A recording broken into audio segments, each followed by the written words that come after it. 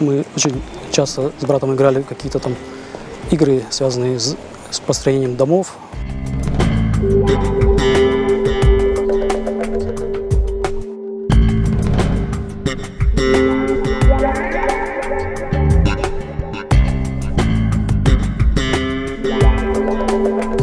Наверное, главная цель – это сохранить наши национальные традиции и воссоздать образ Крыма, чтобы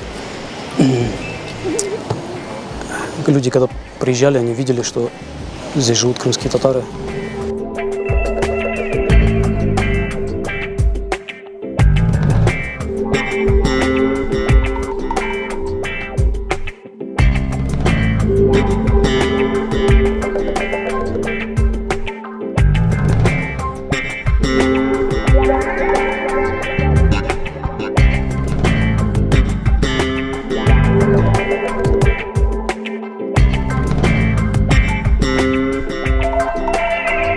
Тенденция увеличивается, да, с каждым годом желающих ставить больше и больше. Как бы люди все-таки видят те объекты, которые уже построены в национальном стиле, им нравится.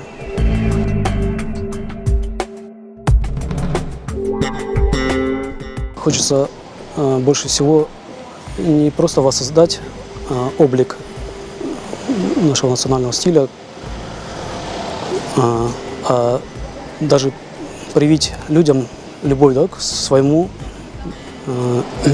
стилю, чтобы они старались строить в своем стиле, чтобы они не думали, что это дорого, там можно сделать дешево, но красиво и стильно.